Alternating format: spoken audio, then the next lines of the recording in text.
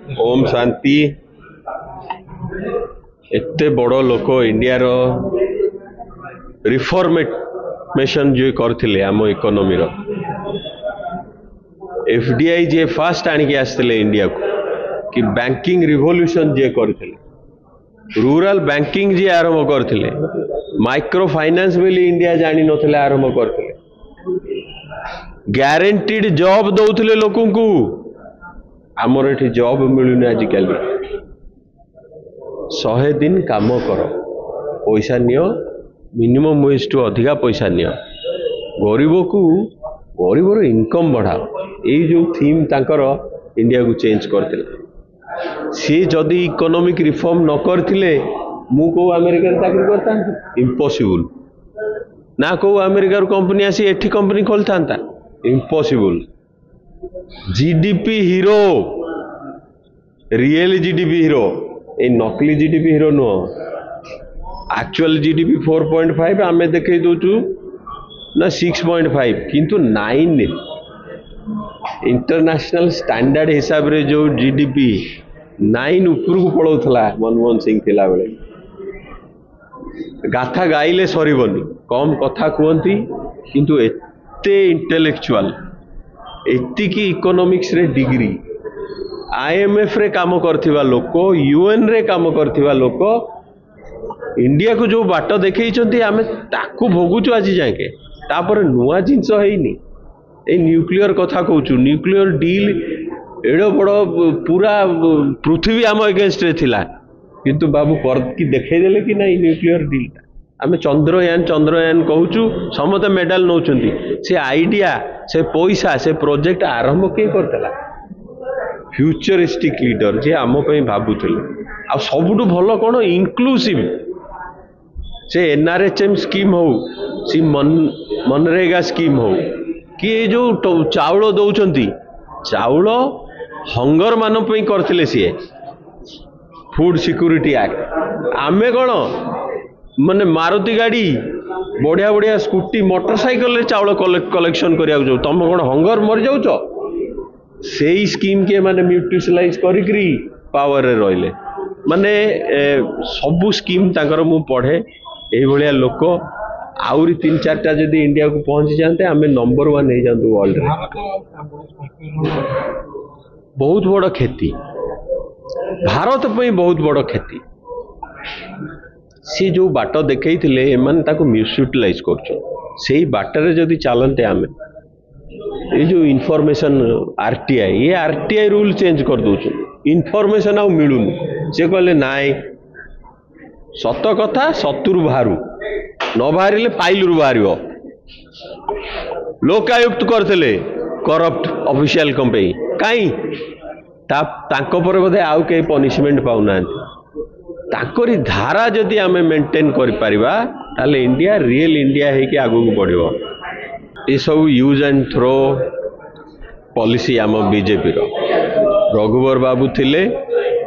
Governor house टाकू use करागला election जीतिबा पई काम सरला थ्रो एमानकर सबु पॉलिसी से एठी नेता माने सब डेई पड़िवे यूज हो जिवे तार थर को गोल से भली सबू स्टेट रे जो देखिए माने पार्टी की यूज एंड थ्रो करती पॉलिटिशियन को यूज एंड थ्रो करती ऑफिसर्स मान को यूज एंड थ्रो करती ये गोटे एग्जाम्पल किंतु ये आम ओडिया स्वाभिमान टाको हट करके पळेले तांको पुओ जो एठी कांड कले बाड़ेले आम लोक को कहार पार्टी फिटिलानी आमे गामछा पकईकी ताकू छाड़िया कथा तंटी रे ताले गोटे हेइतांता नहीं आम ओडिया स्वाभिमानटा रहिला एमती खसिकी पड़ेले भारत वर्ष एवं कांग्रेस जनसाधारण समस्त गोटे बहुत बड़ क्षति होती कारण है स्वर्गत डॉक्टर मनमोहन सिंह 2004 रु 2014 पर्यंत 2 थर भारत प्रधानमंत्री थिले तांको समय विशेषकर मनरेगा योजना ही थिला राइट टू इनफॉरमेशन एवं राइट टू फूड एक्ट ये सब आईन माने तैयारी होता गरीब लोक माने कार्य पाउथिले मनरेगा रे राइट टू फूड एक्ट रे 5 केजी चाउल पाउथिले ये सब जिनिस आपण देखी बेले डॉक्टर मोहन सिंह रो कार्यकाल रही थिला एवं से देशर फाइनेंस मिनिस्टर भी थिले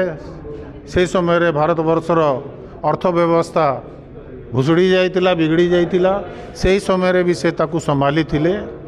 एई भलिया गोटे महान व्यक्तित्वर व्यक्ति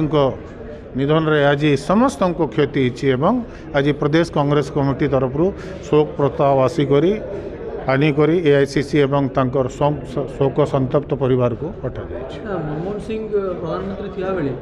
अनेक गुड़े रिफॉर्म करछन्ती देश रे बहुत गुड़े देखिबा ईडी सीबीआई की हाथ करिकी देश रे हड़कम पूरा ए वर्तमान प्रधानमंत्री ताकू नै कोन कहबे ए प्रधानमंत्री राज्य सर तांको समय रे बहुत गुड़े रिफॉर्म होईछि एवं ये सरकार आसिला परे से गुड़ी रे बहुत गोटे रिफॉर्म जहाँ कराइली बिक्री आरंभ करिछि आउ ईडी सीबीआई बाबद रे मु किछि कहबा के चाहे नहीं कहीं आज शोक आम पालन करुछु आउ को दिन पचारे कहबी। मनमोहन सिंह भली प्रधानमंत्री फंडामेंटल राइट्स रो आवश्यक जिनस पूरण करने लिपिबद्ध प्रतिश्रुतिबद्ध थे। उदाहरण स्वरूप राइट टू फूड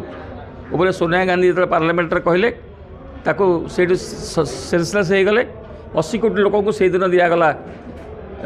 चाउल दिगला ता बाद health scheme right to information right to food right to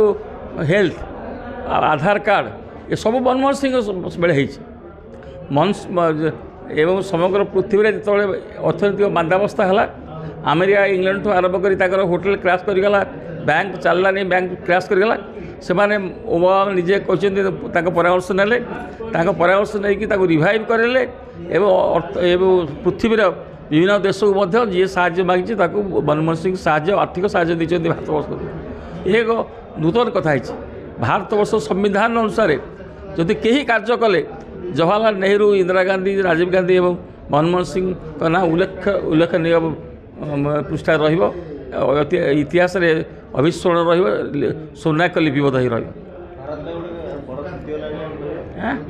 हाँ यहाँ तो क्षति कांग्रेस भारतवर्षर बहुत बड़ क्षति है जहाँ सारा पृथ्वीर